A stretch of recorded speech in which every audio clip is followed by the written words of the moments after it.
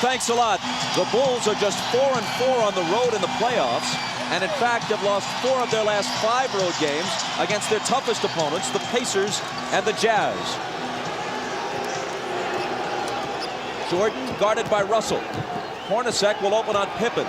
He'll try and post Scotty on him. They go to it right away. Stockton comes over on the double team. Now back to Scotty, and they couldn't recover. Hornacek was left alone with him, and an easy 2 for Scotty. That's going to be the strategy here early. Try to go at Hornacek with Pippen. Michael will do a lot of the ball handling in the first period. Malone against Longley. Has to give it up, and Jordan is the only guy there.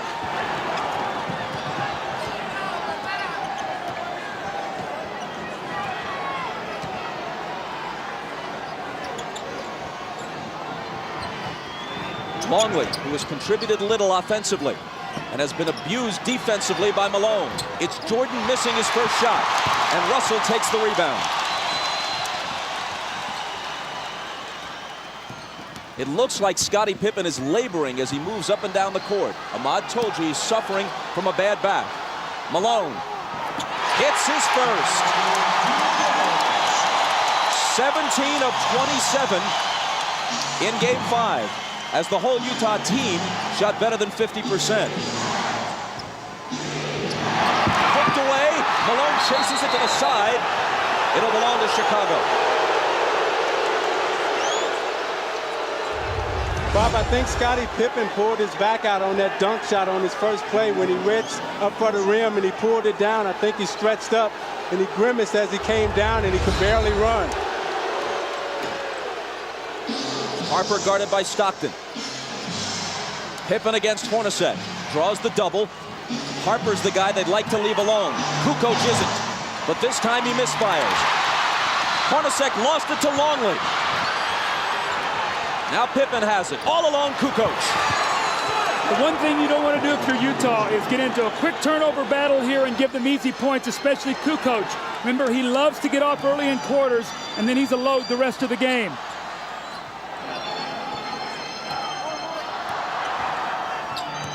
Hornacek from Stockton ties the game at 4. That was a great screen by Karl Malone. Hornacek set Michael Jordan up beautifully, and in a great entry pass by Stockton.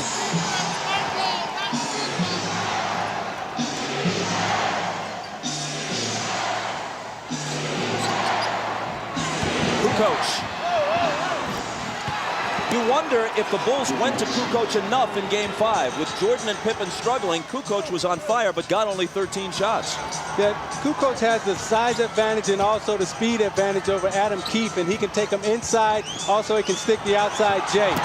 Malone got inside of Longley and drew the foul.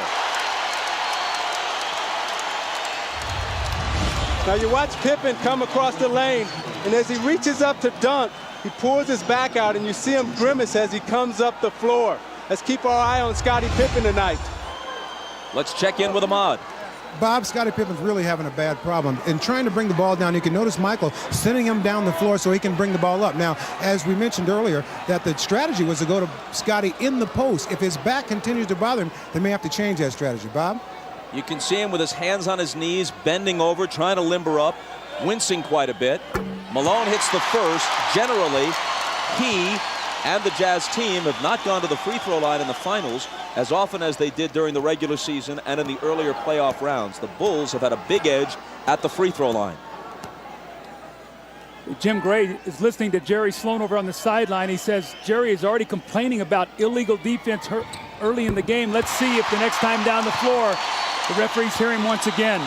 Remember, that was something that was big in the United Center. He was able to get the referee's attention. I thought it helped his team. Harper trying to back in on Stockton, and the whistle goes against Utah. It's Stockton's first. See, what Chicago will try to do is put a lot of pressure inside on the post with Harper and Pippen posting up Stockton and Hornacek.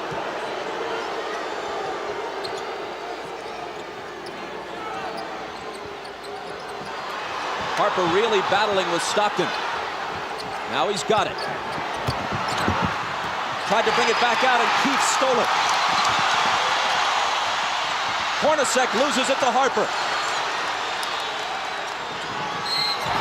And a whistle as Harper comes stampeding into the lane. Now, Bob, Scottie Pippen came back and got that steal, but he is really struggling right now. You're going to see him come in from behind, and after he knocks this ball away, he really sort of stands, and I watched him the whole way. He looked over at the bench at Phil Jackson, like saying, I don't feel very good right now. He's standing up straight. That's the first sign of a back injury, when a guy stops bending his knees. A back injury is one of the most crippling of injuries, especially in an athletic context. And I'm not trying to compare a physical injury to an illness, but it was here in this building where Michael Jordan, sick as a dog, managed to gut it out in Game 5 of last year's final, the pivotal game. Scottie Pippen is probably mindful of that and will give it everything he's got to try to equal the effort that his teammate Michael Jordan has shown in the past. See, Bob, that's why I think it's very, very important for the Jazz to lock in on Tony Kukoc, because if Pippen can't score and it's only Michael Jordan, that will be to their advantage. They've got to do a job on Kukoc today.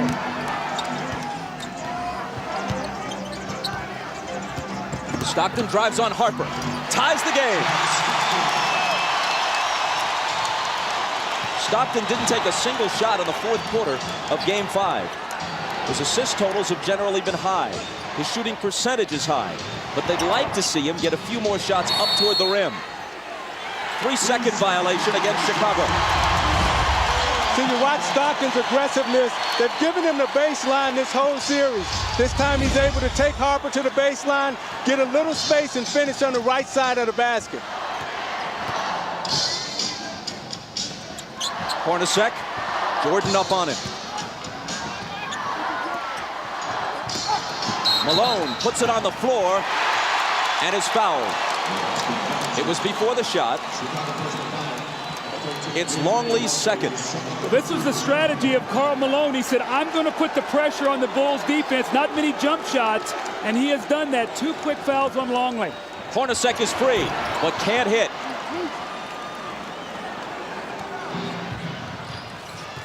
Hornacek is now 18 for 46 in the series. Jordan, there's his first field goal, and the Bulls take a 10-8 lead. If you take away Hornacek's 7 of 11 in Game 3,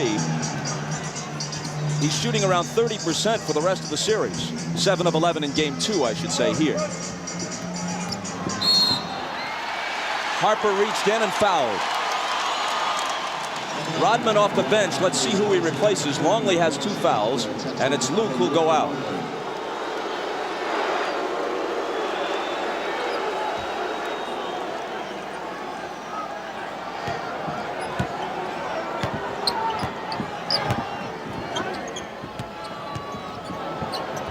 Russell for 3. Utah has not been hitting the threes in this series. Now 11 for 51, around 20%. They shot 37% as a team from beyond the arc for the season.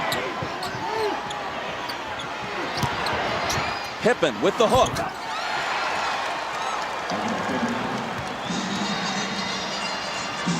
Chicago by 4.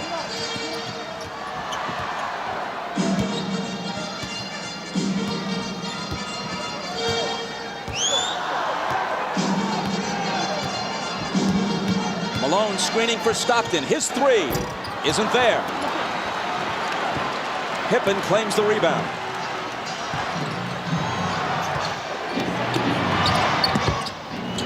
Pippen had it knocked away.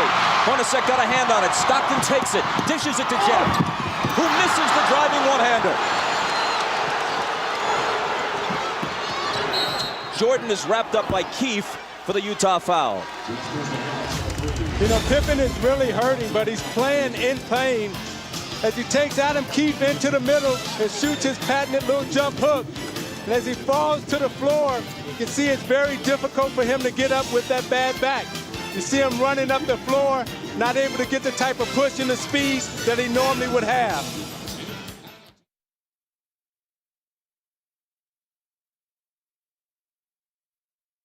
Timeout. I just spoke with Chip Schaefer, the trainer for the Chicago Bulls. He said that Scottie Pippen is not sore. He is just sore.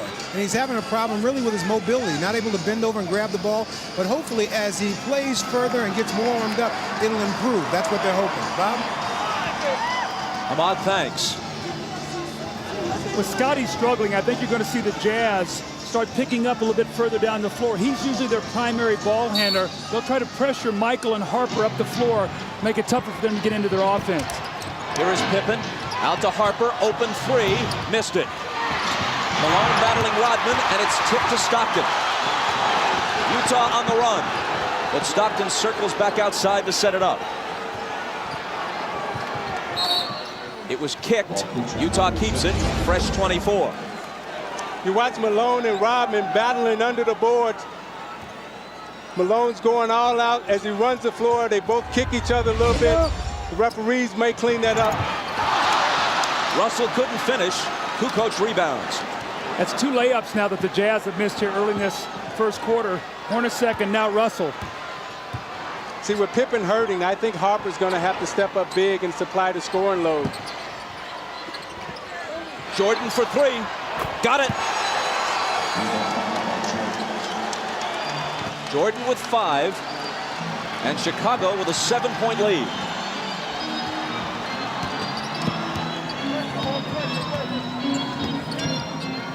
Malone on that left block, this time against Rodman. Takes him into the lane. Tries to muscle up, but loses it. Pippen back.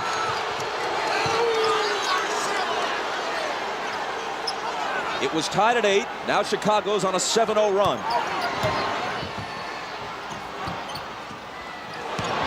Kukoc underneath to an unguarded Harper, and the Bulls have scored 9 unanswered points. Timeout, Utah. So you watch Karl Malone in the low post. They're not double teaming him. They're letting Rodman play him one-on-one. Consequently, when he goes up to put up the shot, he gets stripped, and it leads to this. Kukoc on the drive, the easy dump to Harper. Harper's going to have to step up big inside for the layup. And you're watching the NBA on NBC.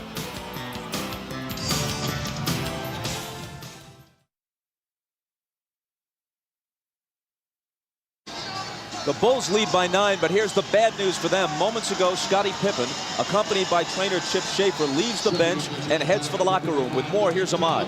All right, Bob, I just spoke with Chip, and he told me that Scottie asked out of the game, and he wants to go back in the locker room and try to stretch his back out and try to get it more loose before he tries to come back in. I'll keep an eye on it, and I'll keep you posted. Let's go down to Jim Gray. All right, thanks, Ahmad. Well, during that timeout, Jerry Sloan was about as loud and angry as he has been at his team this entire series. He said, guys, you are standing around. You're not fighting for any position defensively. You're letting the Bulls go wherever they want to go. Quit running around screens. Start running through them. Take a hard foul. Get some fight in you. Bob? Jim, thanks. He goes to his bench. Isley is in, and so too is Antoine Carr. Carr tries to make a move on Kukoc, and there's a foul on Kukoc, his first. Now, Bob, the reason Carr's in the game is because Utah was playing 4-on-5 offensively. With Adam Keefe in the game, Scottie Pippen wasn't going to guard him. Now you've got Kukoc who's going to have to play Antoine Carr, so now it's a 5-on-5 matchup. They've got to take advantage of this with Isley in now for Stockton. Harper right now is on Malone. An illegal defense is called against Chicago. Chuck, I think they should have started Antoine Carr. That center position is a revolving door for them with Ostertag and Foster, and it was important for them to get off to a good start. Now they've buried themselves and find themselves in a big hole. Ostertag and Foster have given them nothing in this series. Good pass from Malone inside to Hornacek, who converts it. That's why their lack of scoring at center is why they were interested in Ronnie Cycli and tried to get him from Orlando in a trade that eventually was voided.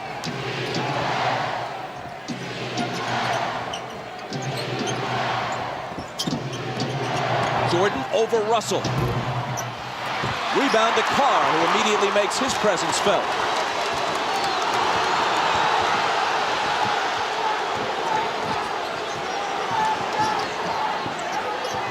Michael Jordan's illegal now, so the Bulls are all running around.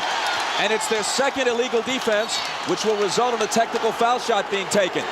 And Jerry Sloan just got a technical.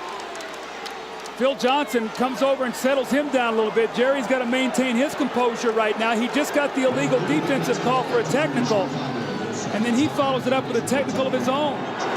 It's Jordan to shoot it first.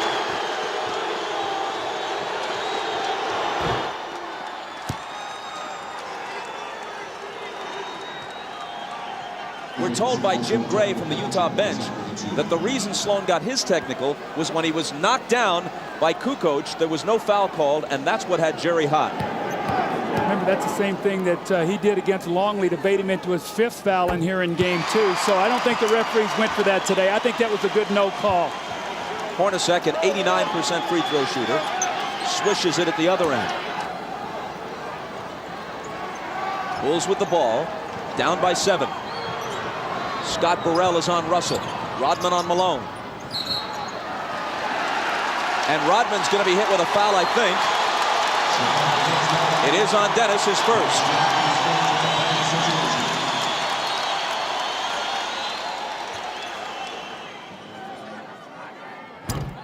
Malone missed the first.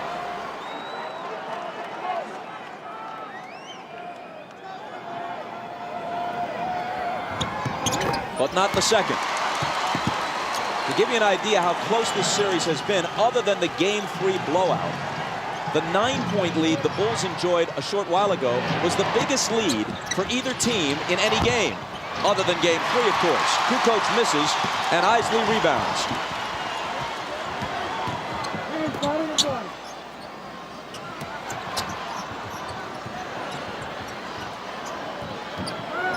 Carr against Kukoc. Jumper over him is good. So they've got to go to that matchup. There's no way Tony Kukoc can play him. He's too powerful down there. And Chicago wants to talk it over. Their 9-point lead has been cut to 4 with 2:58 to play in the first. Antoine Carr is a much-needed force here. They've got to have 5 guys on the floor that can shoot the basketball to keep Chicago honest on defense. Antoine Carr with the little bang, he gets the space and makes the open jump shot. You're watching the NBA on NBC.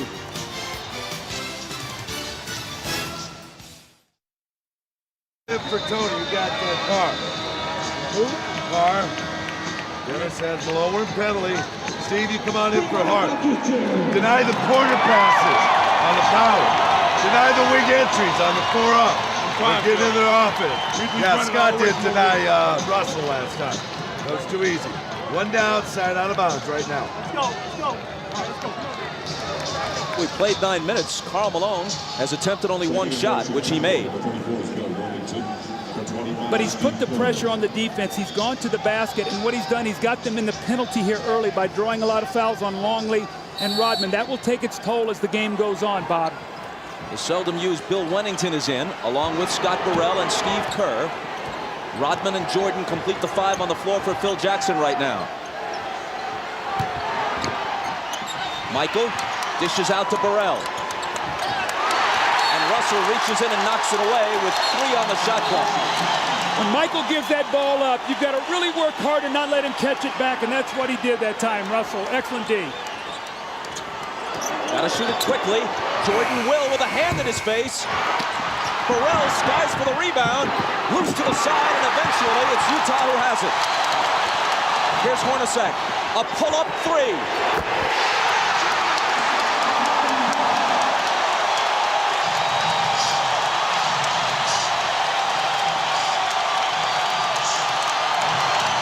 It's hard to imagine Utah winning the next 2 games and taking the title unless Hornacek hits shots like that, which outside of game 2 in this series, he hasn't been doing.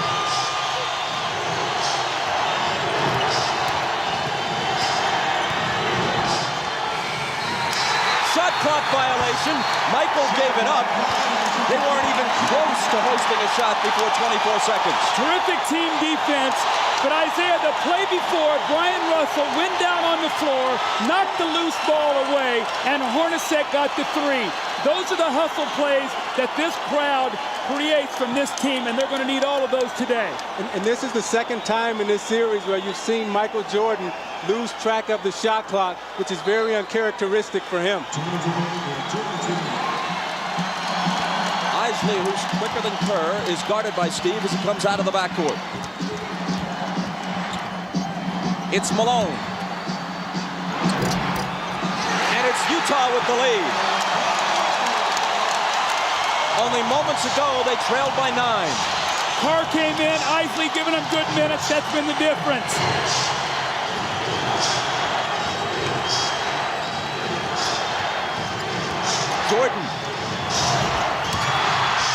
Rodman on the offensive glass. Wennington, a good look. Wennington will hit the open jumper. Offensive rebounds was such a key here. When the Bulls won game 2, they did not shoot well, but they got 18 offensive rebounds. Moving down toward a minute to play in the first. Chicago by 1. Another illegal defense. That's on Michael Jordan. He got 2 zones below his man. Hornacek stayed out behind the three-point line. Michael dropped down 2 areas, and he was spotted. Now it helps that Jerry Sloan is sitting there in the referee's ear, helping him see Michael Jordan.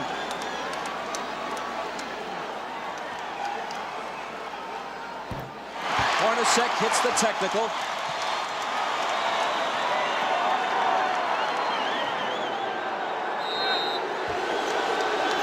Kukoc comes in as soon as Carr goes out. Kukoc having trouble covering Carr defensively earlier in the game. Isley bounces to Malone. Tough shot, but he cans it.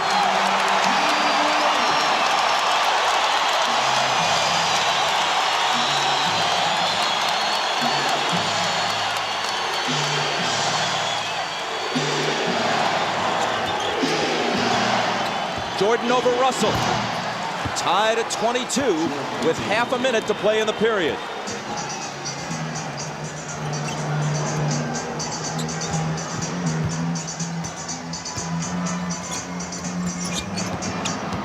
Malone against Wennington. Off balance, hit it, plus the foul. See, Bob, that's what I'm talking about, being aggressive, Isaiah. Taking the ball to the basket. Isley with the give and go. He doesn't settle for the jump shot. He puts the pressure on the defense, and it's a tough shot. And the same thing, he sees Wennington on him. He says, no way I can get this shot. He bodies up. Now an opportunity for a three-point play, which would give his team a 3-point lead. And the weak spot for the Chicago Bulls is when you get past Longley and Rodman, they have nothing behind them, and Malone is smart to get into their bench now. A dozen from Malone in the first quarter. A perfect 4 of 4 from the field. Almost as important, Hornacek has contributed 9. They need him. Kukoc. They had a foul to give. It looked like he traveled, but just before that, the whistle blew for the foul. Now, Chris Morris slapped him from behind, so he took the good foul. Bulls will have to inbound the ball with 8.4 seconds to go, and Greg Foster's going to come into the game. Now, Bob DeRisi's in right now, and you give him a rest here at the end of the quarter, the last 8.4 seconds, and then the time during the break.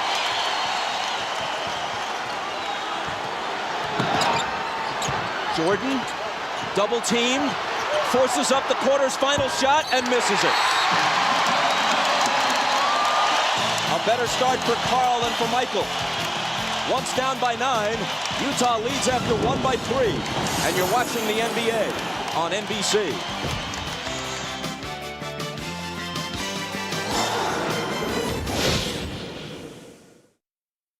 Injured his back on that dunk shot that he had just at the beginning of the game.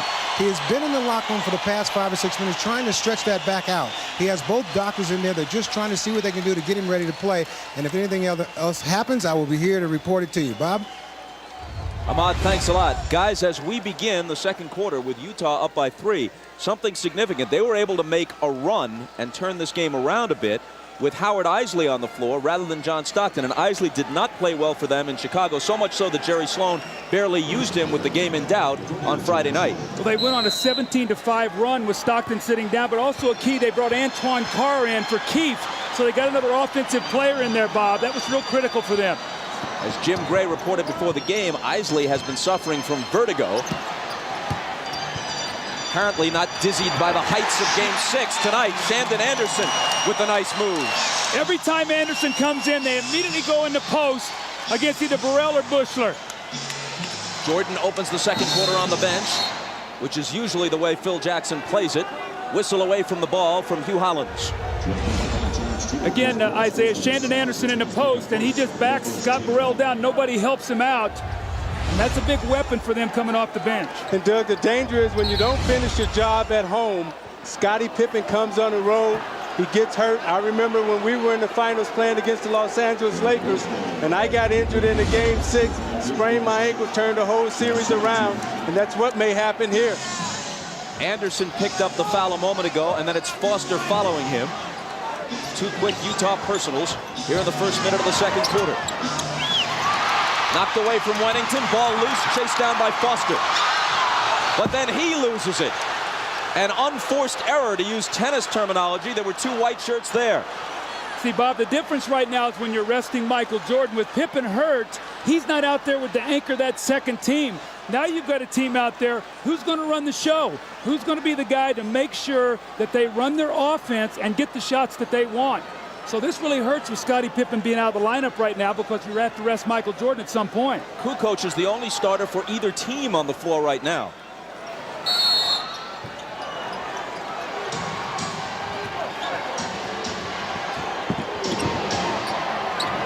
Foster on Tony. Wennington travels.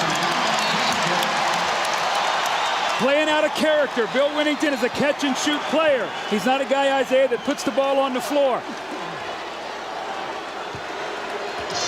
Rodman to the scorer's table. He'll have to wait till the next whistle.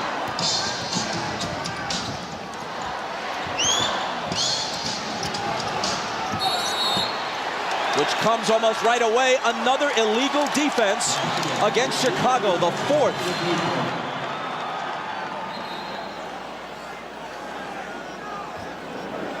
So Isley is selected to shoot the tee. After the first illegal defense, every subsequent one against you results in a technical foul shot.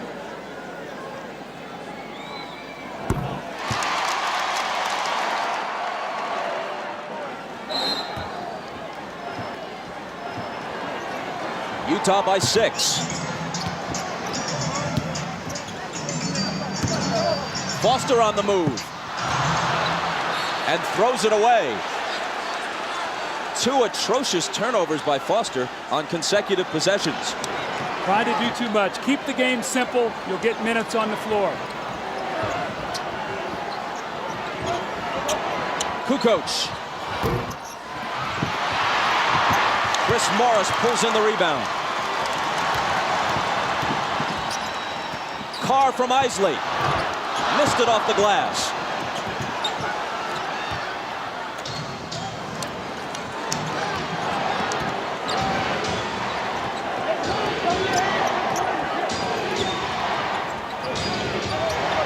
Rodman, good pass to Kukoc. Great back cut by Kukoc.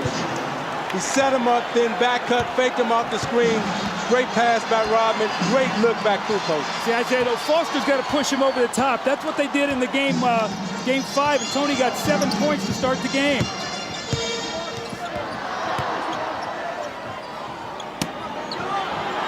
Carr trying to back in on Rodman. It's off Anderson's hands, but recovered by Isley. 2 seconds to shoot. And he hits the 3!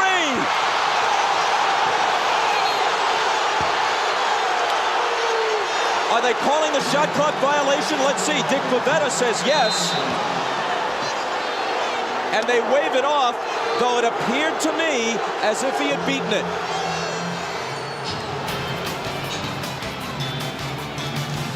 Timeout with Utah's lead, still only 4.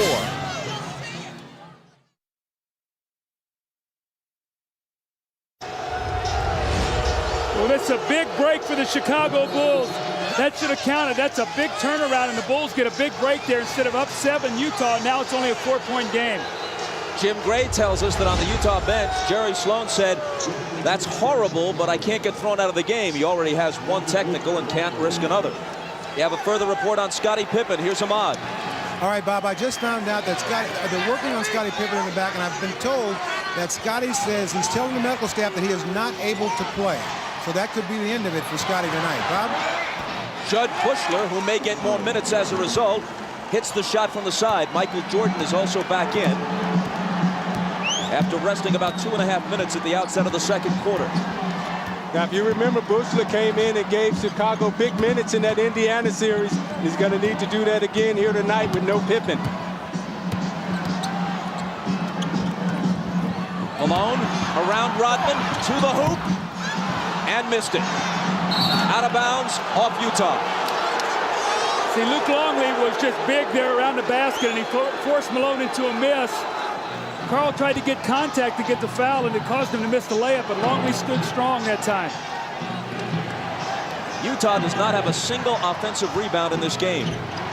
In Game 5, they had better success on the offensive glass than at any other time in the series. Contact between Anderson and Kerr. Offensive foul on Chicago. See, teams really complain a lot about this because this is a pet play by Chicago. They make this little inside reverse pivot. Watch Kerr as the man goes by, and he bumps him off on the turn. That's a good call. I know in coaching against Chicago, I used to always warn the officials on that play because if you can let him turn, it's a very difficult play to guard, Zeke. It's like the 49ers linemen used to do with that whiplash play where they kick their feet out and throw the defenders off balance. Now it's Bushler who's nailed with a personal. Isley has just gone out. Stockton back in at point guard. Ryan Russell has also returned to Utah's lineup. That's Russell with the ball.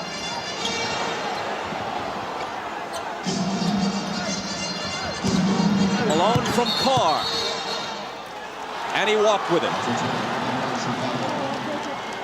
See, Antoine Carr's got to be ready to step in and shoot that ball. They're doubling down on the block now, and Karl Malone swung him the basketball. He's got to shoot it. Those are the same shots he had the other night in Game 5 that he buried to help them get the win. The Bulls can tie with a basket here or take the lead with a three. Jordan in and out on him, and Carr claims it. Carr from Stockton. There you go. There you go. Now you see Carr pull up and hit the 15-footer, but moments ago he pulled up and missed that little easy bank shot off the glass. The 15-footer dead on is a better shot for him to take than the one off the glass. Jordan wheels inside around Anderson, and again it's a two-point game. Michael has 10.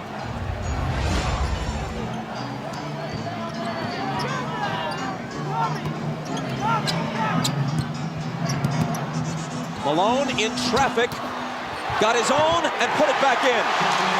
That's that first offensive rebound that you talked about. Malone get it and got 2 points. Malone feels very confident against Longley and Rodman right now. He feels that he can get anything that he wants underneath. Jordan, daylight for three. 13 for Michael. Utah by 1. If Pippen can't go the rest of this game, and if there is a Game 7, inside it goes to Carr, and he hits the layup. How much more of the load can Jordan possibly carry? He played 45 minutes on Friday night. It's taking him a whole lot of shots to get his points through the finals. But if he doesn't step up, other than Kukoc, who else can?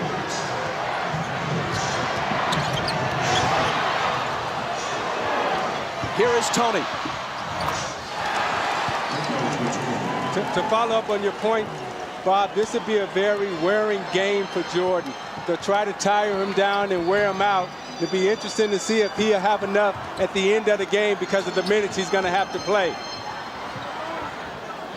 Malone, tough catch, gathers it in, fade away. Carr to follow. Knocked away from behind, and he was fouled. It's number 1 on Jordan. John Stockton with a beautiful pass in rhythm to Antoine Carr, and the pull-up jump shot on the secondary break. And then Karl Malone working once again in the post. He backs himself down strong. Misses it, but the great effort and the great hands to get the ball back and the finish. And in a give and go, the back door, the weak side help. Anderson finds Antoine Carr underneath, and the little finger roll, and Utah leads by 1.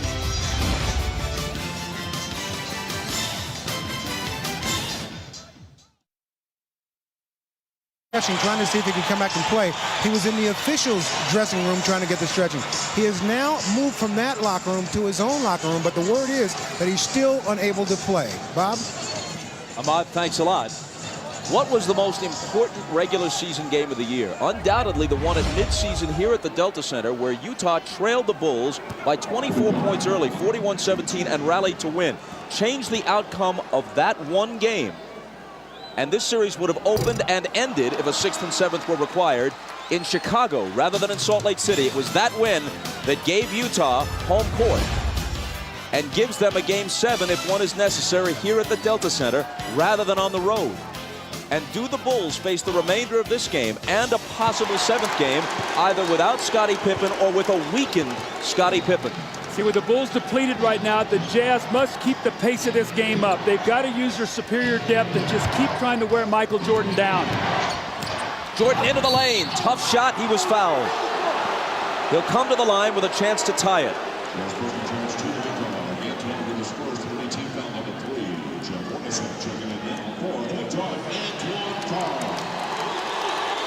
So they really made the switch in Game 5. They started Russell on him, did a good job, and then they came in with Anderson. They put Hornacek on Pippen, and that really had an effect because Michael had to work a little bit harder in the post against Russell. Antoine Carr going out. This is the 103rd game of the season for the Bulls and for Michael Jordan. Jordan hasn't missed a single game since he returned from baseball. He has also played more minutes than at any time since the '92 season when he was a much younger man. And now with Pippen ailing, he'll be asked to do even more if that's possible.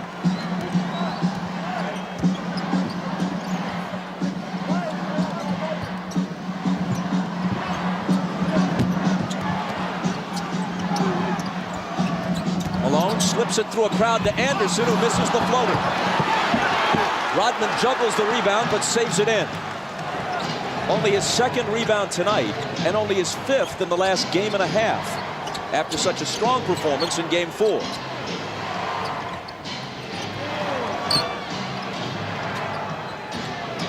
Michael springs free and takes the lob from Kukoc. Great roll off for Russell. Faked up and spent off him. Kukoc put it right there for the easy lay-in for Jordan. I'm noticing, Doug, every time Malone gets it on the low post now, they're coming to double team, trying to keep Rodman out of foul trouble. Hornacek returns it to Malone. Now has it back in a crowd and misses. Anderson flies in, can't hit the tip. Malone another try, and there it is for Utah. You see, Rodman didn't even try to contest that shot underneath. Don't want to get in foul trouble, so Malone's going to have his way down there. Just have to be careful and take his time and not draw offensive foul. Riding the seesaw, now it's Utah's turn to lead. Stockton knocked it away, Chicago ball.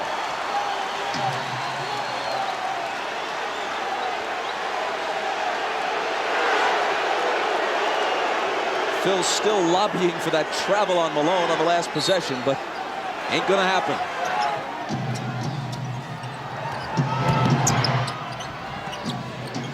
Michael, head fake, he traveled.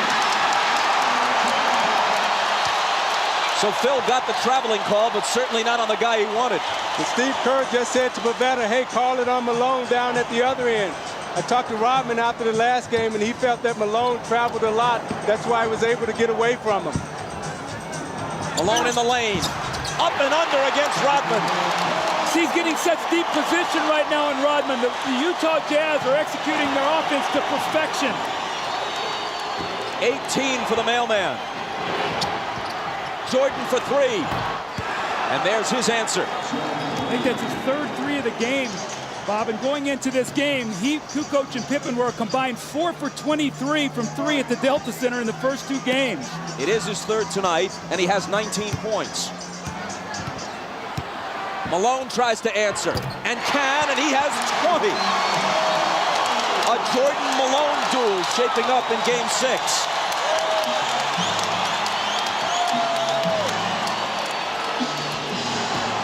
Kukoc on the run.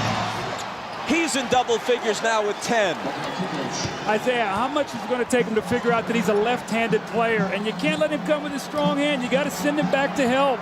He's such a good dribbler, and he gives you that hitch move, and it draws you out of position, and he gets you every time with it. Coach on Russell. Gives him some room, and Russell accepts the challenge and drills the jumper. Utah by 2. You got to make Tony Kukoc play defense, and that's what Brian Russell did on that possession. It was Russell's first basket. Here's Michael. He's got 21. I'm watching Jordan, and he's in such a nice rhythm offensively. Everything is coming very easy to him. And right now they have to be really careful because this looks like this could be a 40-point game from him. Tied at 43. Shaping up as a higher scoring game than we've generally had in this series. It's Hornacek. See, Malone is getting the ball on the block where he wants it. They're running splits, they're running post-ups, and the Jazz are in a great rhythm right now. Timeout Chicago. Utah by 2 with 1:49 to play in the half.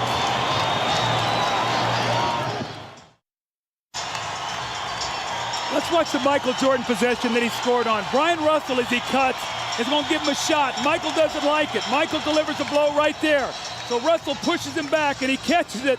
Now you got an angry Michael Jordan. He squares up and buries the shot. So the referees let both of them get a blow in, and Michael finished with a jump shot. 8 of 14 thus far. Down by 2, the Bulls put it in play. Jordan's the guy they want, even more so than usual, and that's why. 15 of his 23 have come in this quarter.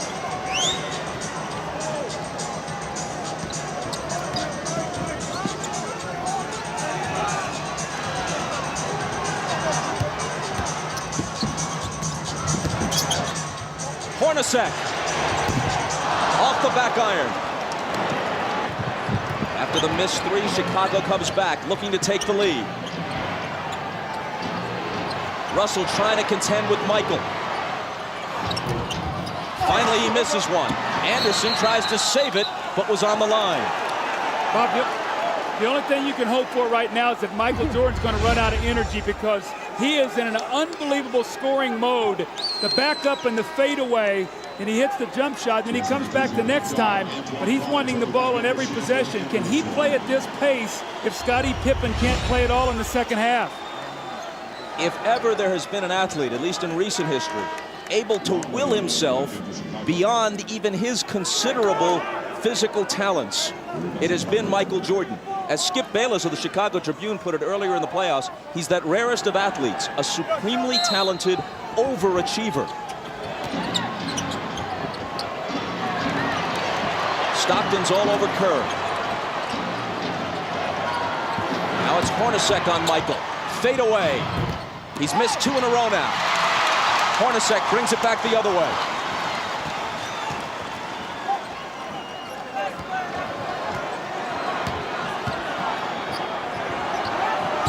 Stockton from Malone. Beautiful slip on that play. Stockton went across like he was going to set the screen on Longley. Michael relaxed just a moment. He slipped it. The give and go, Isaiah, that was a beautiful play. And Doug, now that Malone has really taken advantage of Chicago inside, now the perimeter will free up. Now they have to pay attention to Malone. Now Stockton and Hornacek will be able to step up and play and get involved. They were just putting a couple of seconds back onto the clock.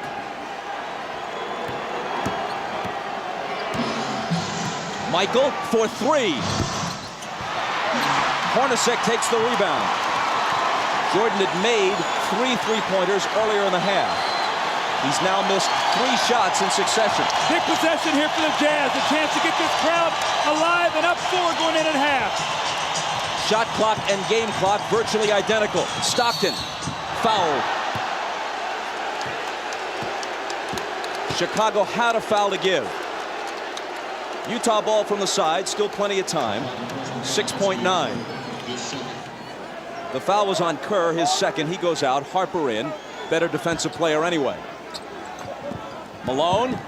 The bounce to Russell. 2 big assists in the last couple of possessions for Malone. 3 seconds. Michael to half court. From there. Almost. So Jordan had 23, matching his number in the first half, but missed his last 4. Malone generally more accurate in the course of scoring 20. Utah by 4, trying to force a Game 7. You're watching the NBA on NBC.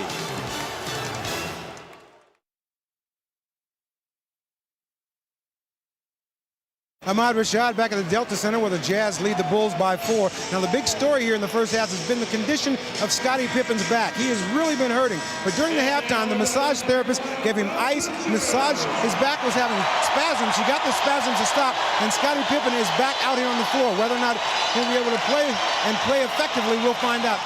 Did you start? Really? All right. Dennis, hold up. The guard or you want the forward? Hold on, forward. Right. Keith's out there starting. All right. High side lag first time. Their ball, right? Yeah. Their ball. Our return after it. Get after him now defensively. They're shooting 60%, fellas. Come on, baby. Malone's 8 for 11. Too many layups. Too many layups. Make him miss a shot. Over the cutter. Well, they thought that Scottie Pippen was going to be out of the game, so Jerry Sloan told his guys they were going to focus a lot more attention on Michael Jordan. All of that, of course, could change now. Very unhappy with the way they defended the screens. He wants them to get over the screens instead of running through them. Happy with everything offensively. Bob? All right, Jim, and here we go. Utah in possession as we start the third quarter. Malone right to work.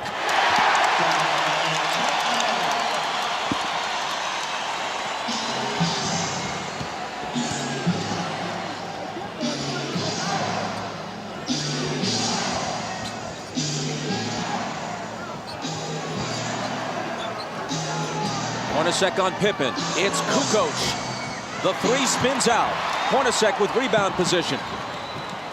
Utah in front by 6.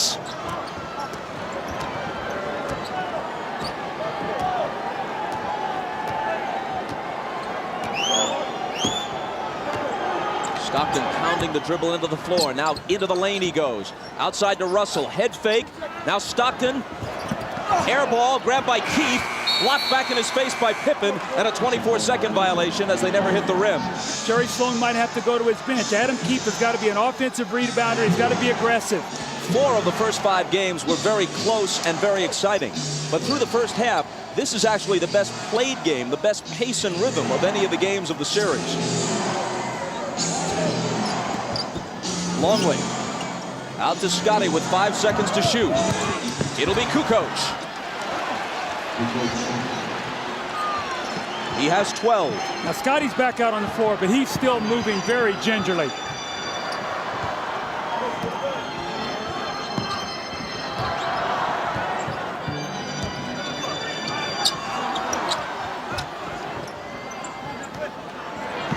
Malone inside and a whistle before the shot, and a Chicago foul.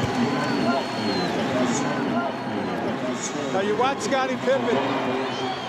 He's laboring to get up and down the court. That back is still bothering him. Let's see how he goes. The foul was Longley's 3rd. Stockton stumbles.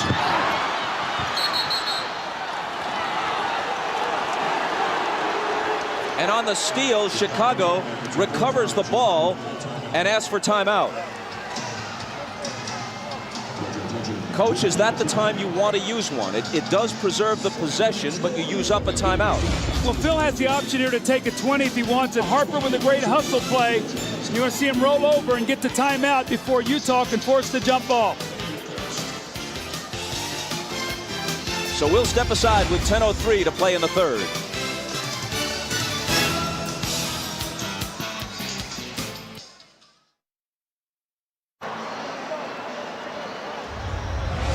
Well, the last 2 MVPs have been Michael Jordan and Karl Malone, so you see them working their magic. Michael feels the pressure, reverses for the lob, the fading jump shot.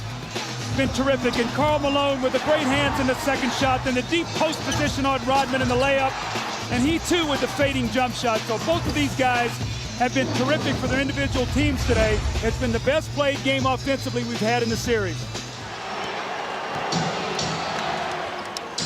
Chicago ball down by 4.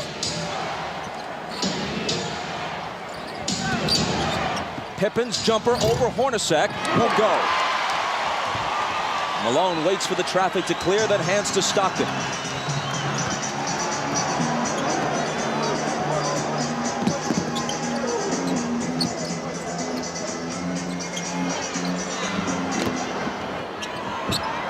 Malone against Longley. And a foul, and if it's Longley, it's his 4th.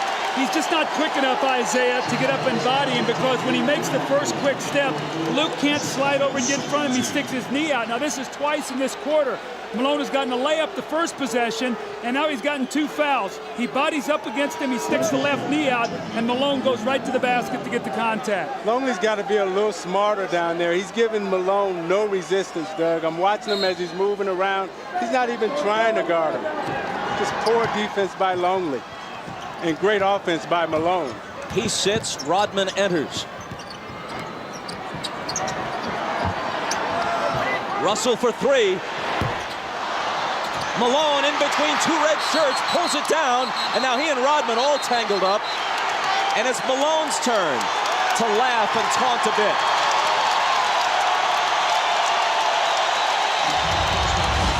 It's a great hustle play by Karl Malone. You're going to see him. He just wants the basketball. 2 Chicago Bulls, and he reaches in there with those powerful arms and just rips it away. The foul on Dennis Rodman. His 2nd.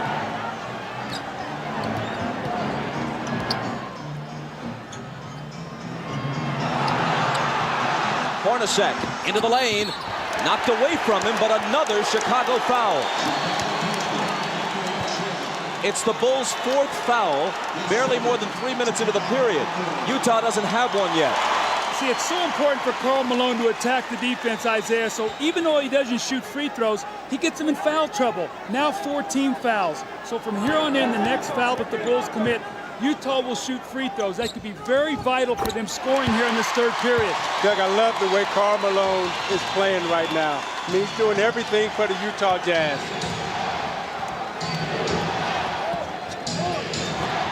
Jordan pulls up and connects. 25 for MJ. See, Jerry Sloan is very upset. Adam Keefe did not show out on that screen. Michael came off there, not with the idea of passing. He knew his team needed 2 points.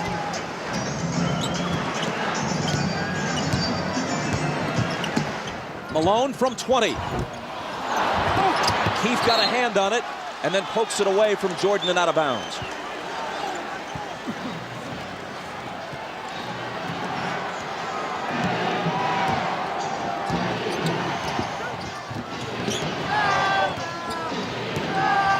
Pippen is on the floor, but not with his usual ball handling responsibilities.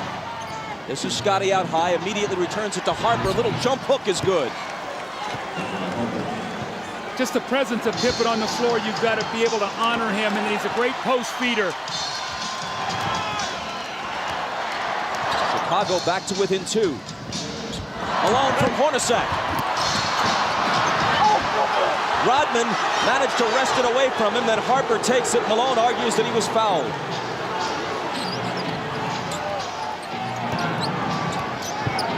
It's Kukoc dealing it out to Rodman. Harper trying to tie the game, but hold on, says Danny Crawford. Foul on Stockton is 2nd. Now Malone got great post position here. He's got to finish this play. He leaves it short on the rim, and then the second effort, he thought he got fouled on the wrist there, and he did get fouled, so he should be upset on that play.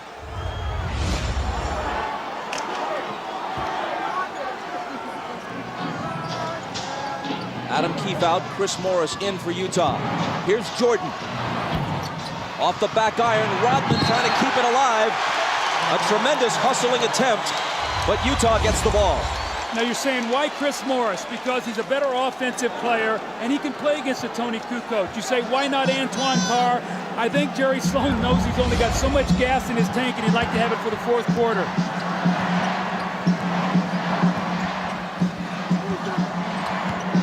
Malone had it go through his hands, and Rodman takes it. I don't know, Doug. If I'm Jerry Sloan, I put Antoine Carr in the game. I don't mess around. I don't mess around with Chris Morris. Kukoc can't tie it. Malone clears it.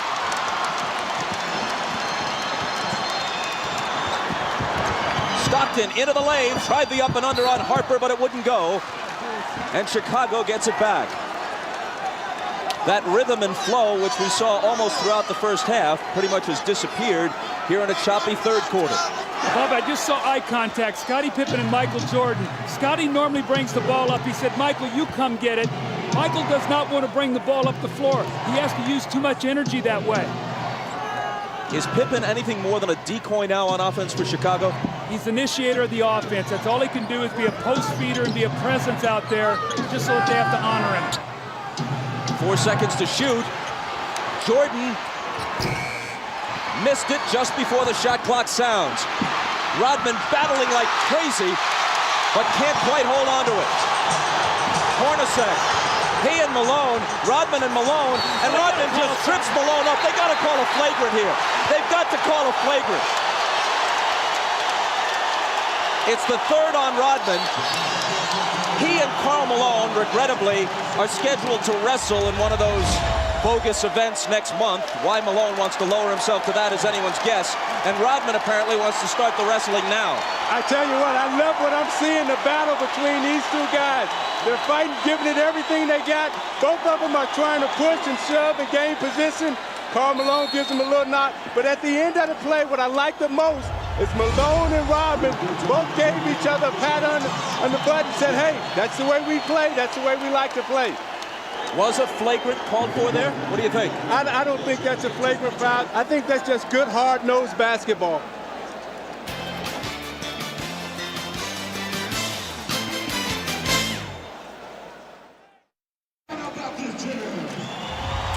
Well, the series was way too pretty here in the first half. Now they're getting down to the basketball we've seen. Rodman and Malone go down. That's one.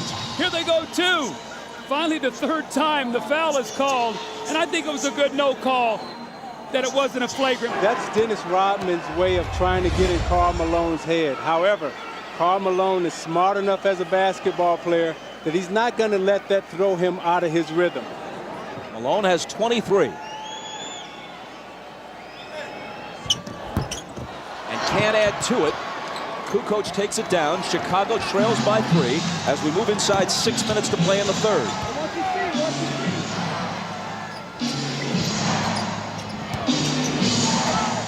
Here's Pippen. The bad back makes Hornacek's assignment on him a whole lot easier. Left alone, he doesn't take the 3. Michael, fade away. See, if I'm Hornacek, I make Pippen make one of those shots. He's really rushing out to close out on him. He's got to show me he can shoot that ball before I'm too concerned with him. I got to be more worried about Michael Jordan. Jordan has 27 to Malone's 23. Here's Malone again. He was fouled. The basket would have counted, but it wouldn't stay down. It's on Pippen his first. Now you watch Michael Jordan on the repost, takes a quick bounce, the reverse spin, fakes Russell out and shoots a nice fadeaway tape. Malone is averaging 23.8 for the series coming into this game. That's exactly what he averaged in the 6-game loss last year to Chicago. But that average will go up a bit after today. Makes them both.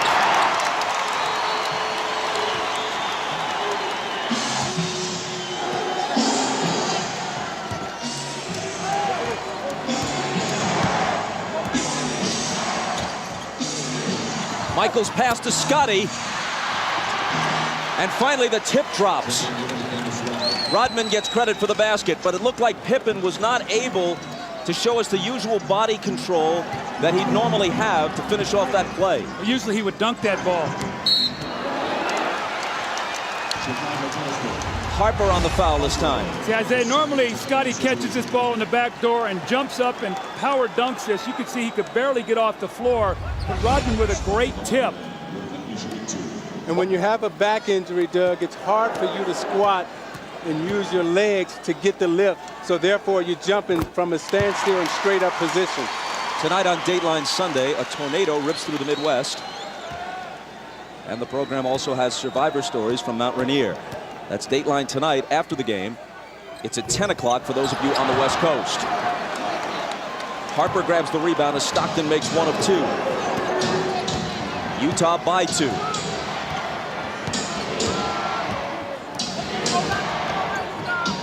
Jordan off target, rebound Malone.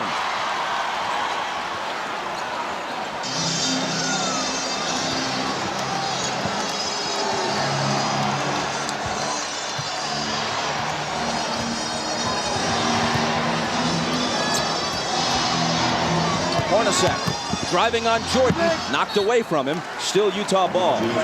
When Malone grabbed that last rebound, it was noticeable that Rodman backed away. He's already got 3 fouls, speaking of Dennis. And with Longley on the bench with 4 fouls, Rodman's got to be very careful. Knocked out, 3 on the shot clock. Howard Isley back on the floor now. Stockton getting a breather with 4:15 to play in the third. Pippen got a hand on it. They've got to shoot it in a hurry, and they can't get it off in time. 24-second violation against the Jazz. Is it time, as we get a quick look at the laboring Scottie Pippen, is it about Carr time again? Well, I think what Jerry's trying to do is buy as many minutes as possible. He's still got a 2-point lead. And Antoine Carr is a guy that maybe gives him 24, 25 points, and here he comes, or 25 minutes. Here he comes right back into the game. So Jerry realized that he needs somebody out there that can shoot the basketball. Pippen giving it his best, and that time it was good enough. As we said, with that back injury, that little jump hook in the middle is an easier shot for Pippen to shoot because he can extend with his long reach and his arm length. Tied at 57. Hornacek had a good first half and hits this one. They're really making Michael work on a lot of splits. Hornacek is being very active. They know that Michael is the majority of the offense today, so they've got to keep him in motion. 15 for Hornacek. Now trying to guard Pippen. Scotty splits the defense, can't hit the bank, but Rodman with a second tip. That's the energy we talked about that the Bulls needed from Dennis Rodman. He gave them nothing in the first half. That's 2 tip-ins for 4 points here in this third period.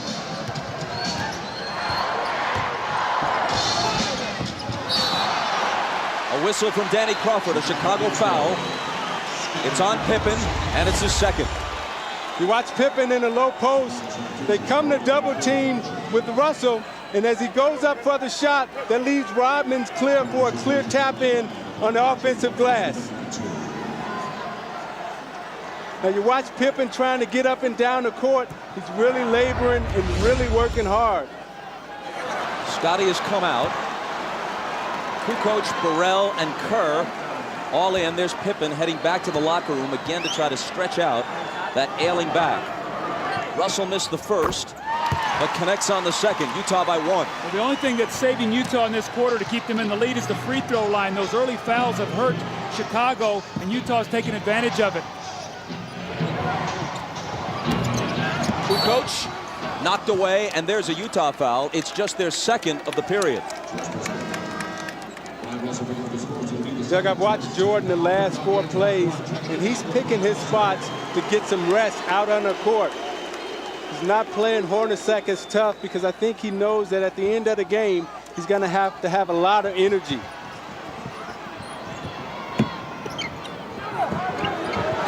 Rodman out to Michael. Now screening for him. Morris fights through the screen. Michael takes him baseline. Draws the contact and the foul. Michael's going to go to the line. Chicago, which generally has had many more free throws throughout the series than Utah, has hit 4 of 5 free throws in this game. Utah 15 of 21. As you said earlier, Doug, a huge difference.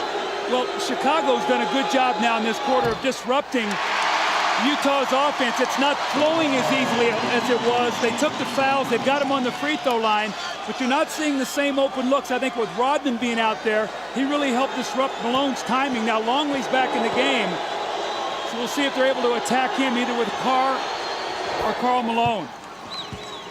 Kukoc goes out as Longley checks back in. Tied again at 60.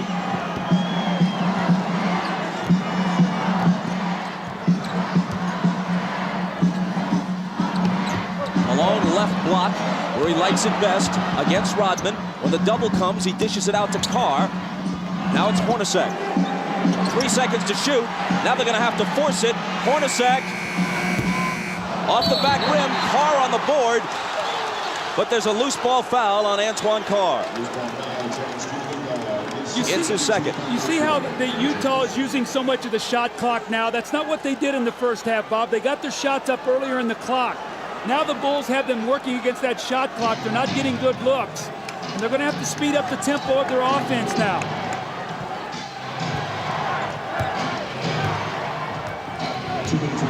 Jordan on the move against Morris. Double pumps. Misses the scoop. Malone will clear it. Inside 2 minutes to play in the period.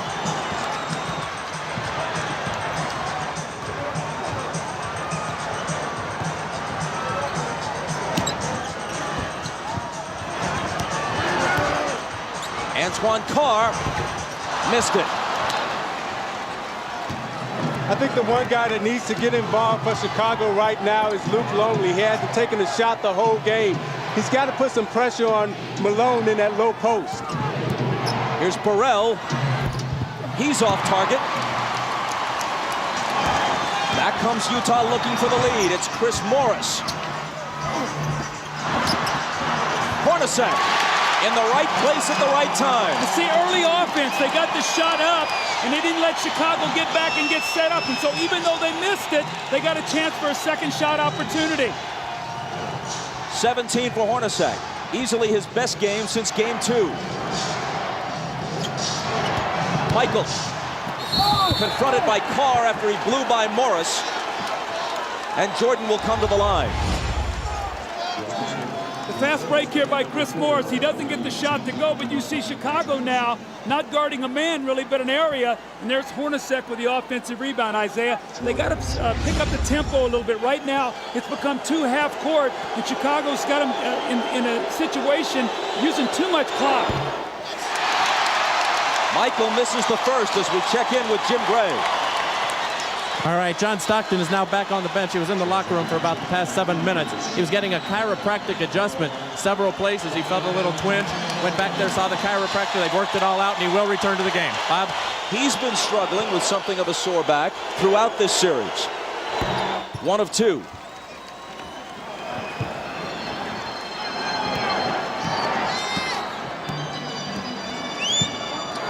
Utah by 1 and with the ball. Isley hands it to Carr.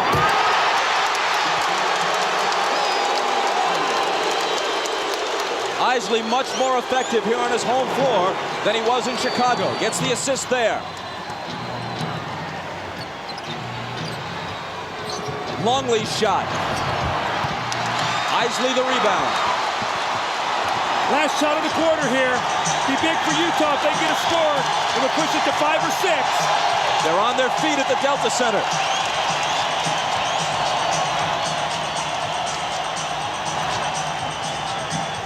Kerr on Isley. Around Keith's screen. Now he gets it back. And hits just before the buzzer.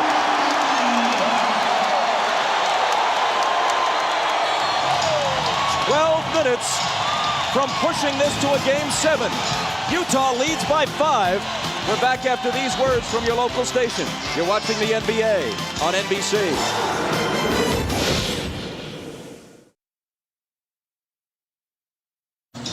Howard Isley, after a miserable game 5 with no points and 5 turnovers, today has been big. He's helped rest Stockton. You see the kick down to Antoine Carr and the dunk. And in the last possession of the quarter, makes a pass, and Adam Keefe makes a terrific catch on behind him and finishes. Today, Isley has 1 point and 3 assists, no turnovers. He's given him good numbers off the bench. As we start the fourth quarter, Michael Jordan has scored 29 points. He's 10 of 24. At one time, he was 9 of 15. That means he's just one of his last 9. He's played 34 of the 36 minutes so far after playing 45 of 48 on Friday night. Remember, in the fourth quarter Friday, he was just 1 of 7 from the floor.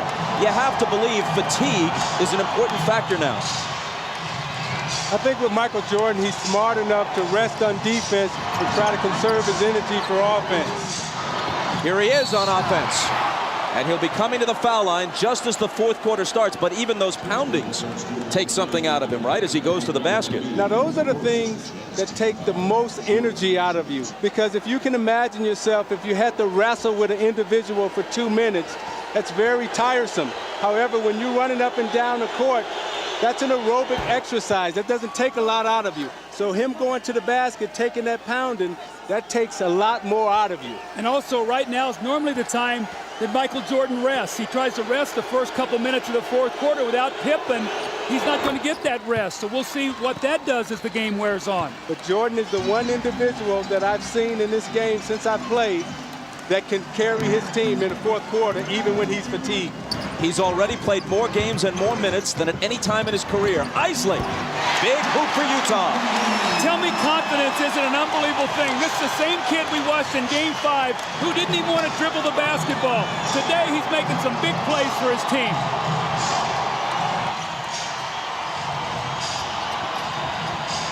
Jordan against Anderson. He's still Michael Jordan. Whatever he has lost through fatigue, through age, through whatever, has only brought him somewhat back to the field. He still leads the field. Morris out of the corner. Rodman with board position on Antoine Carr. Chris Morris has had a lot of open looks at threes like that in this series. Usually he's pretty good with them. In this series, he hasn't been able to hit them. Rodman drills a 20-footer and gives it that go-figure gesture. Now remember, in Game 2 in here, he hit that same shot to tie the game. This one brings him to within 1.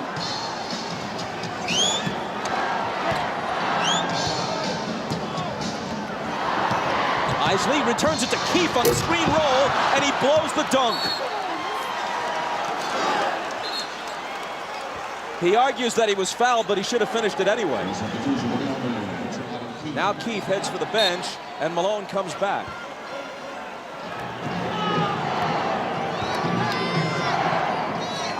Chicago can take the lead. See, now Malone has to guard Kukoc now on the perimeter. Watch that matchup.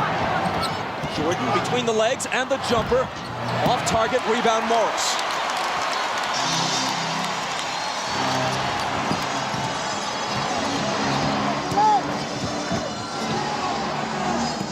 Malone hands it back to Morris, who converts on the reverse.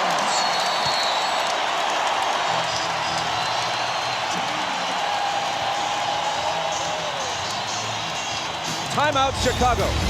Now you watch Jordan using all his energy on offense. To go drive hard to the left and shoots the fadeaway J.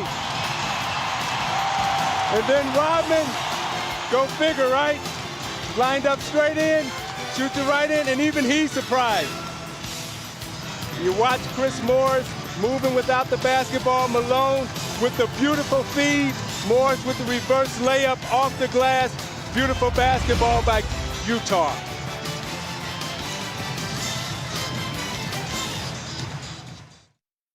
Ahmad Rashad back at the Delta Center. Now the strategy on Scottie Pippen, they had him in the back. They were putting ice on his back and electrical stimulation for pain relief, and they were trying to bide their time up until the 10-minute mark to bring him back out and see if he could play the last 10 minutes of the game. As you can see, he's back. He's on the floor. We just have to see how it goes. Bob? Ahmad thanks. Michael Jordan's first rest of the second half, and you'd have to guess it will be brief. Utah right now has got to force Phil Jackson's hand. They got to stop him, and they've got to get some scores to make him come back and not get his normal rest. Kukoc spins to the hoop and misses the bank. Buechler chases it down. They got a new shot clock. I didn't see that ball hit the rim. Kukoc out of the corner. That one's short. And Malone grabs the rebound. And he asked for a 20-second timeout because he was in danger of toppling out of bounds. I think what you're going to see right now with Chicago is Tony Kukoc is going to try to put the pressure defensively on Karl Malone. Isaiah, he's a first-team defensive player, but he's used to playing around the basket. Kukoc can beat him with his speed, and let's see if he tries to break him down out on the perimeter. Stockton now is back into the game after that 20-second timeout, so he too has had back problems. He's back in now for the finish. Karl Malone tonight, 25 points, yes, but 10 rebounds and 6 assists. And we still have 9:16 remaining.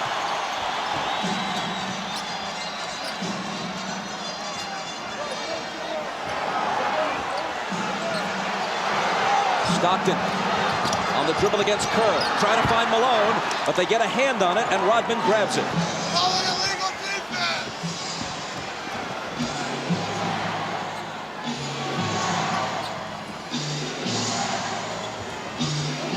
Kukoc, a 3 would tie it. 4 seconds to shoot. Stockton knocked it away from Kerr. Malone tumbles. Should be a 24-second violation since no one had established clear possession of that loose ball, and that is what's called. How about Karl Malone going for this loose ball? Now, John Stockton normally will come up with this ball. You can see he can't bend over with that back, but Karl Malone with a great hustle play that gives his team that opportunity now for the loose ball on the 24-second shot clock violation. Michael is at the scorer's table. He's coming back. The next time play stops. Remember now they like to go to Anderson in the post on Buechler.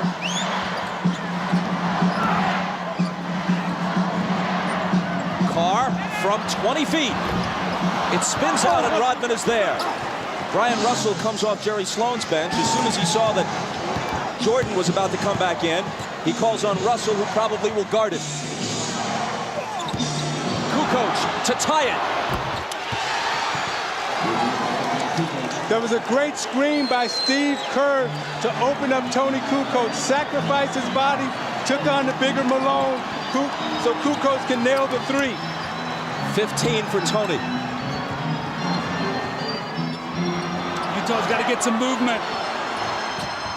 Morris to a cutting Anderson, who was bumped. The basket may count. It does.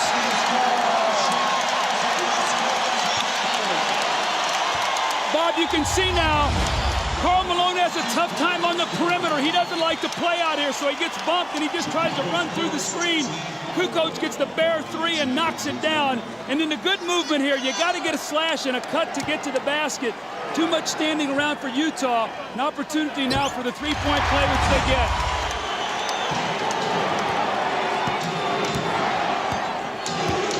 Jordan back in, takes the pass from Pippen. Russell is on him. He gets by him. Now Carr comes over and commits the foul. You see, they're so conscious of Michael Jordan coming off the screen. He gave Russell the fake. Then he came baseline, and watch as he braces himself to absorb the contact, knows that he's going to get fouled. He's going to go to the line. Watch Jordan at the end of this game, the last 7 minutes, Doug, attacking the basket, trying to get to the foul line. See, Michael is too good at finishing, though. You can't give him that baseline drive because he's going to get fouled. Isaiah, you got to push him back to the middle where you can help. Jordan is now 7 of 10 at the line. Kerr out, Harper in.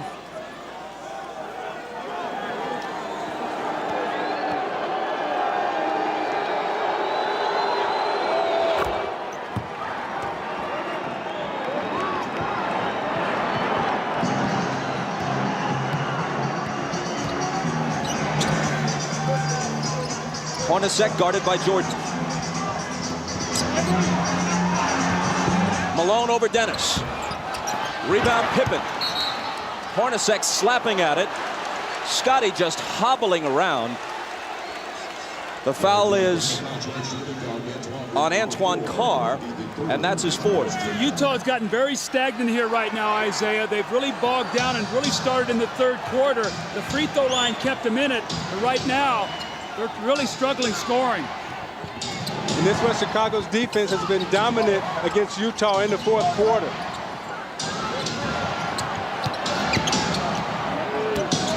Jordan with the jumper.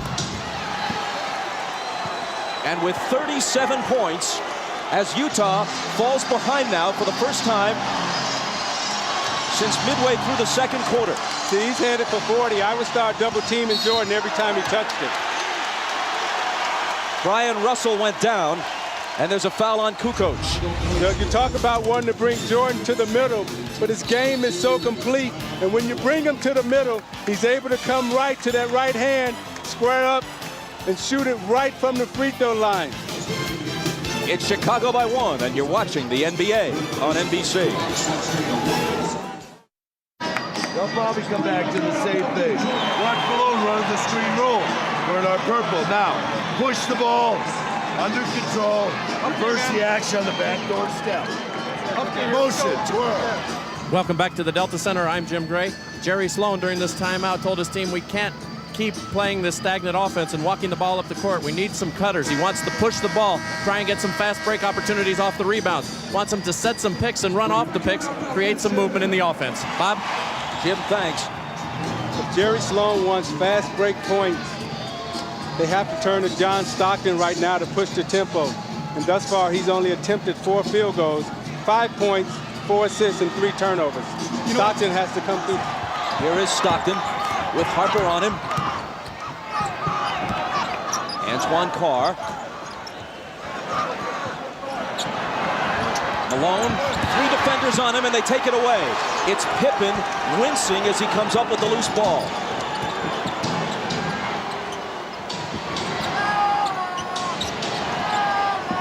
Jordan over Hornacek. Short. A whistle underneath from Danny Crawford. Stay right here. Loose ball foul on Utah.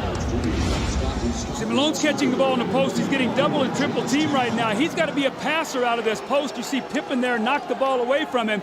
But if there are 3 guys on him and you space the floor, somebody's got to be open. And Doug, what Chicago is saying right now, we're not going to let Karl Malone beat us. Someone else is going to have to step up and beat us tonight. Pippen, who can barely move, throws it in. In almost any other situation, he couldn't possibly be playing. Regular season, never. Even earlier in the playoffs, he'd probably be sitting. Jordan again. And Stockton pulls it down. That's where they got to push it, get something quickly. Underneath to Carl, and he was fouled. It was a nice feed by John Stockton, pushing it up the court, catching Malone early in the offense, right underneath the basket. Malone did a great job of sealing and drawing the foul. 4 on Rodman. Michael's upset with himself right now. He's missed 2 jump shots that would have given his team a 3-point lead. He's really upset about that because both of them were very makeable shots that Michael normally makes. And Russell has done a good job guarding Michael Jordan, forcing him to shoot jump shots and not really allowing him to get to the basket. Malone busting loose with the huge game on Friday night. He had 20 in the first half. He's at 26 now after the free throw. Jordan leads all scorers with 37. He's 13 of 30 from the floor.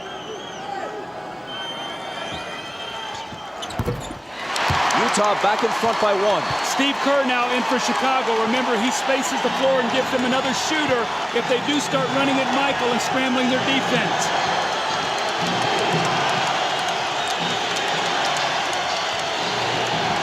Michael again. Russell takes it down. Stockton has a little daylight, and Utah has a 3-point lead. Transition basketball again. The little screen by Malone, and he hits the open jump shot. Kukoc. Kerr. Pippen in the lane. Connects on the turnaround, playing through clenched teeth.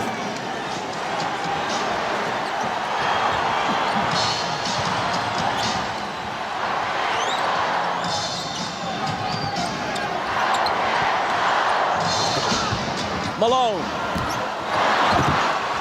Rodman wins the rebound battle. That's a bad foul on Malone now because that's the 15th foul. Now, Rodman will shoot 2 free throws, but Stockton pushing the ball up the floor. You see the screen right there by Antoine Carr, and Scottie Pippen cannot help out. And then Scottie Pippen with a quick post up in the lane, and the gutty effort by Scottie Pippen here. You can see as he catches the ball, it's so difficult, but he's got those long arms and can still score over Hornacek. The foul on Malone a moment ago was only his second. Rodman to the line. Remember, he made 4 clutch free throws in game 4. This one is long. Over the year, he's a 55% free throw shooter. You see, Isaiah, he shot that ball. As he shot it, he sort of walked away from it. You got to stay with that shot. Yeah, he didn't even take a look at the basket. He has to get set, take a look at it, and knock it down. 4:46 left. If he hits this, he can tie it.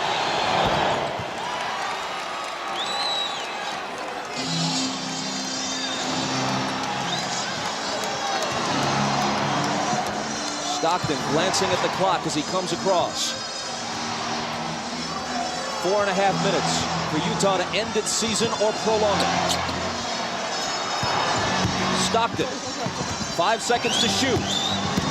It's Hornacek. Malone. They'll bring it back out.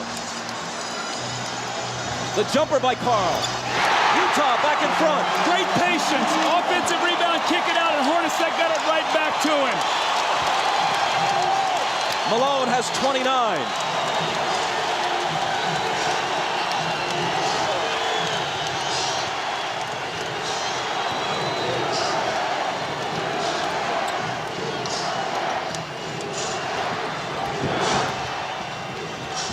Three seconds to shoot. Harper's not the guy they want to have do it, but he has to. And he beats the shot clock and cans a huge shot. Doug, I think Utah is letting Scottie Pippen rest. I would go at him right now. He's trying to guard Antoine Carr, and Antoine Carr has a big advantage over him inside.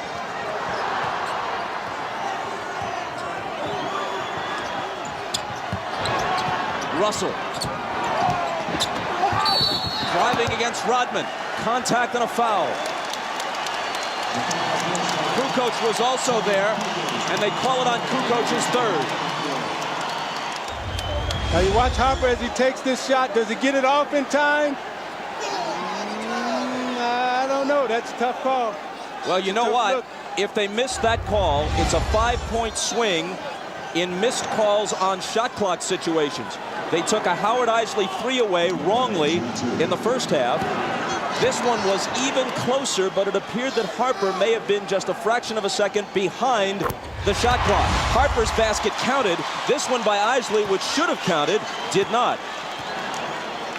See, I think this 3 was good in the last shot that Harper took. I think that was a shot clock violation. Russell steps to the line and knocks them both down.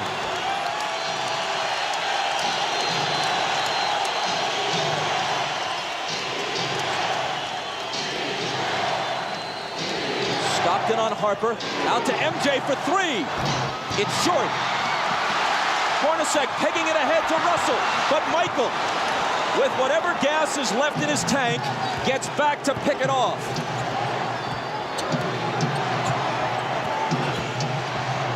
Rodman, offensive foul on Dennis. And that's 5. Now, Isaiah, that's what you're talking about. Jumping out off that screen and make Michael Jordan be a passer. Throw it to Rodman, who can't finish. And you saw Jordan right there complaining, saying Rodman needs to have a chance to come down.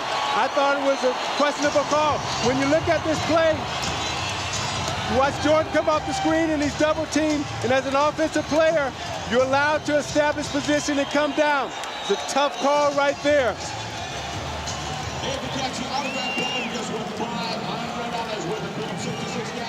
Oh no, says Michael. The Jazz by a basket. We got to execute down the stretch, guys. That's the key right now. They got team, they're in the penalty. I don't know what we are down here. Are we penalty yet? Yes. So they're the penalty too. I guess they're going to Malone. Maybe we want to try double teaming and rotating this time if we get down there quick enough. All right. Although he's been having a little bit of a struggle this quarter. Hey, Dennis, when that guy go baseline, I know you got to help a little bit. When he turn back, I'm going to be there to double. Then we're going to go second guard, Phil. Push the ball up the court. Second guard, Phil with some energy. 2 pass top, 3 pass, pull. These guys on the weak side can be moving. Well, let him be at the guard. All right? And we got to take the ball to the basket on this team. Go after him now.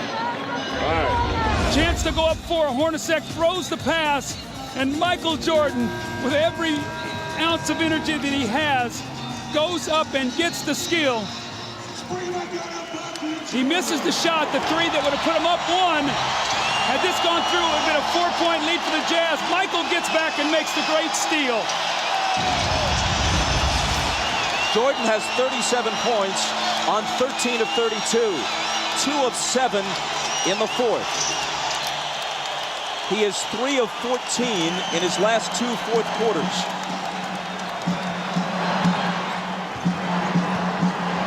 Even Superman apparently gets tired. Malone, lots of room. Got it! That's their pet play. Malone goes over like he's going to the post and screens for Stockton, and he rolls out and hits the huge jump shot.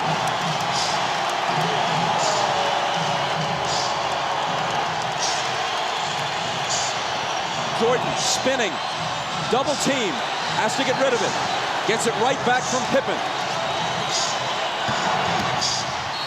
Double pump, knocked away by Carr, and a foul.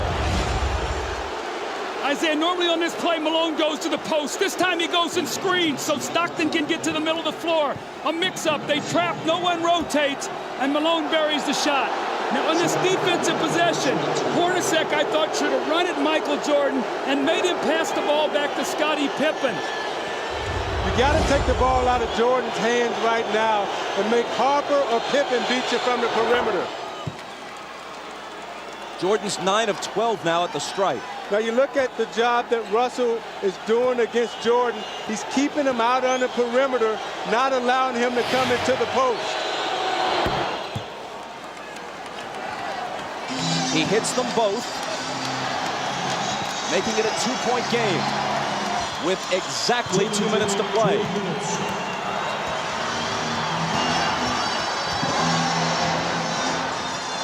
Stockton. Russell with a huge rebound.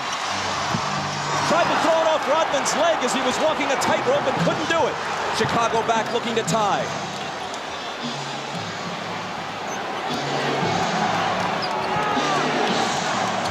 Michael, short, rebound Stockton. The jumpers come up short when fatigue is a factor. It's true of anyone, even the best of them.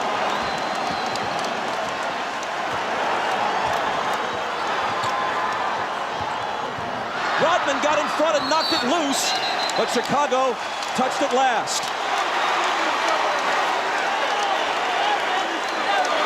Phil Jackson hot over that call. 1:14 remaining. Stockton for 3!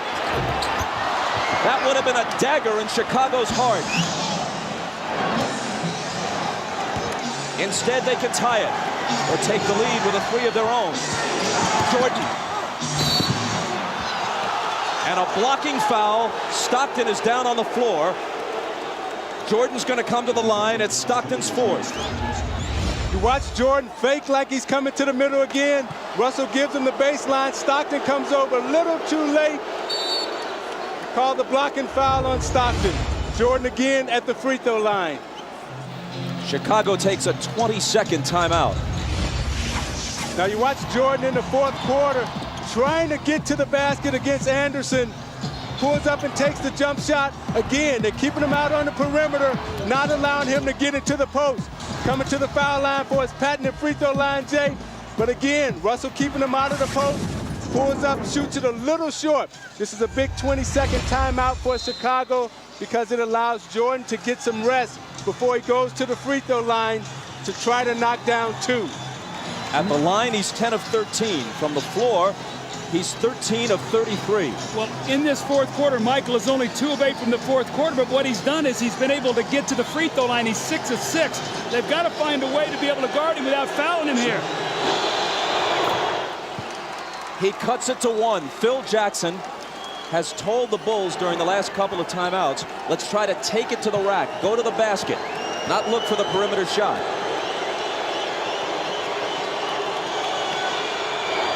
Jordan ties it. Maybe the 20-second timeout was, as much as anything, just to give him a breather to gather himself for the crucial free throws. 50 seconds. Malone. Cross-court Stockton, a 3. It's there!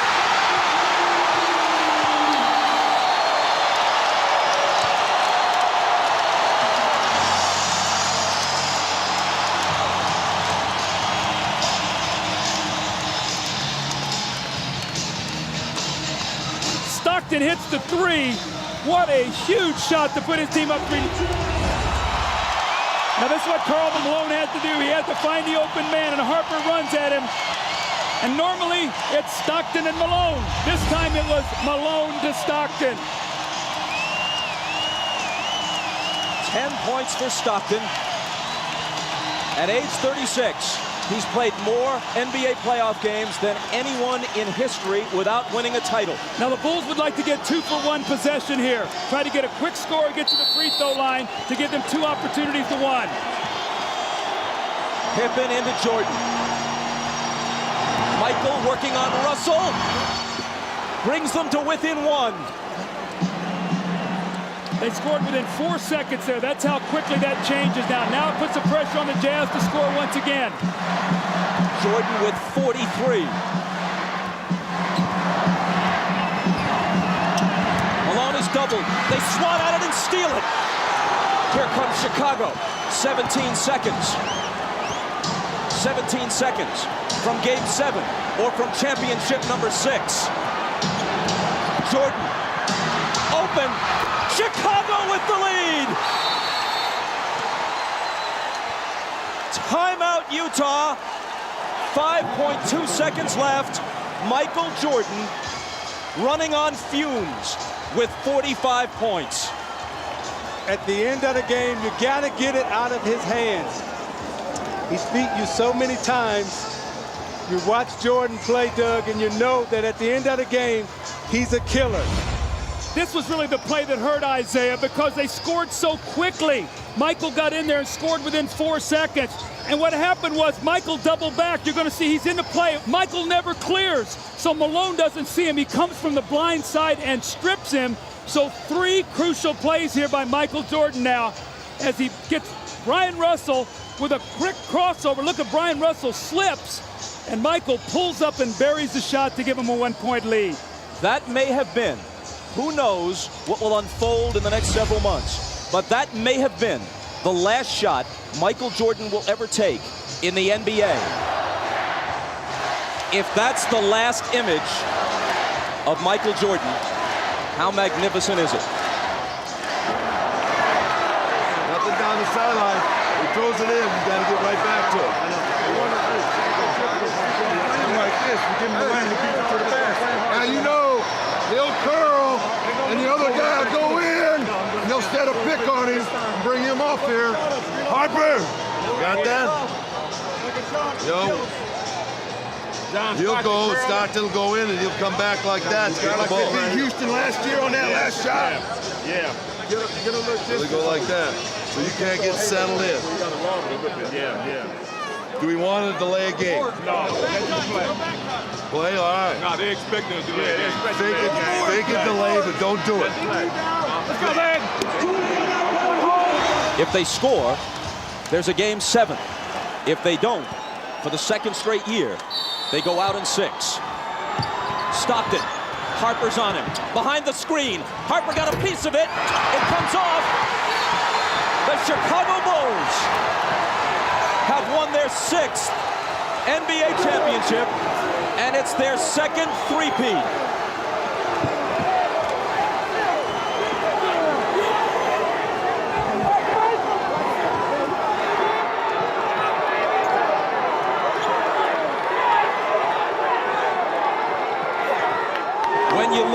by this narrow margin. Speaking of the Utah Jazz, there are so many things to look back on.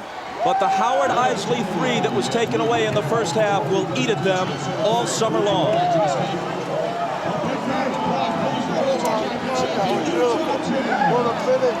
Jackson and Jordan, perhaps for the last time.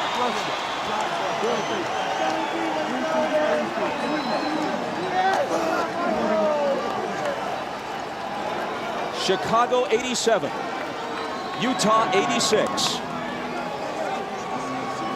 Jerry Sloan showing class, trying to shake hands with each and every member of the Chicago Bulls, who won 2 out of 3 here and 2 out of 3 in Chicago. Thanks, boy. David, thank you, boy.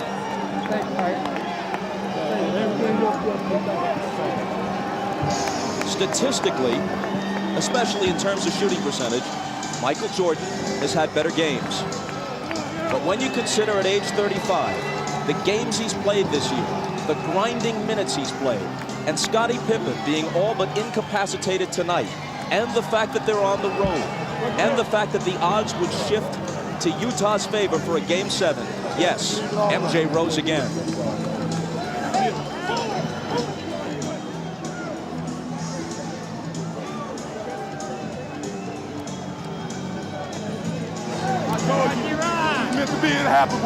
He no longer needs accomplishments to prove his case as the greatest player in NBA history.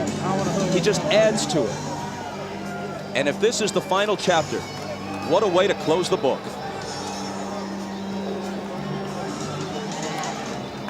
I tell you, Bob, as you look at Scottie Pippen there, I remember all Scottie ever heard about was the migraine headache and that he couldn't play with pain. Well, today, they could not have won this game without him. Just his presence being out there. He made some big shots. He fed the post. He did all the little things for Chicago, and his numbers aren't going to show it. But Michael, once again, with the heroics, the unbelievable plays. But his sidekick, Scottie Pippen, was there for him when he needed him. And I'm watching Michael Jordan hug his mother right there. Such a great player, such a great person. Everything that this game is about, the goodness of it, he represents, and what he's done for the game of basketball and for this Chicago Bulls organization. All of us as former athletes are very thankful to 23 in red. Michael Jordan is as great a competitor as sports has ever seen. He also has an uncanny sense of theater. And as he makes his decision, he'll think about the fact that he could not ask for a better punctuation than this. To not only hit the winning basket, but have it be the last shot he takes this season, maybe the last he'll ever take in a Chicago Bulls uniform, to win the game and the championship by a point. You know, Bob, it's interesting about Michael Jordan. He's a guy who has nothing to prove, but lives his life every day as if he has everything to prove. That's something about his greatness. He's an unbelievable athlete. One more look at a shot you'll be seeing hundreds of times if you're a basketball fan. You'll see it dozens of times on the highlight shows tonight. Stockton gets rid of it. It's short. Harper had a hand in his face and maybe even got a small piece of the ball. I thought Stockton had a great look right there. It was a well-executed play. Stockton and Malone. And that's who you want taking your last shot, because he's made so many big shots for Utah. You know, my heart goes out to Stockton and Malone, because those two, more than any other two athletes in this era, really deserve a shot at wearing a championship ring. A shot can hardly come much closer than that without going in.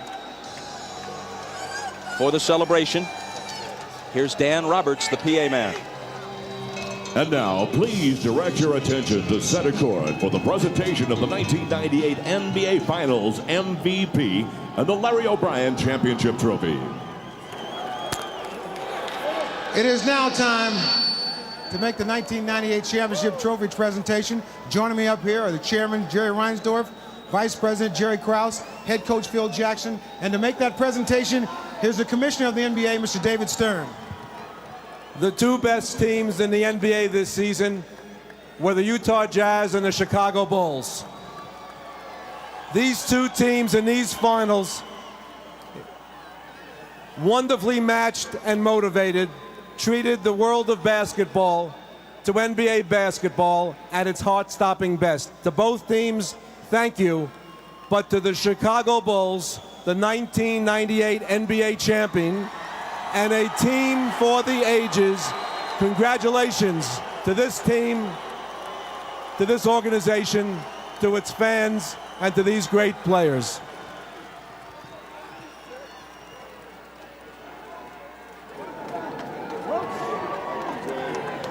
All right, Mr. Reinsdorf.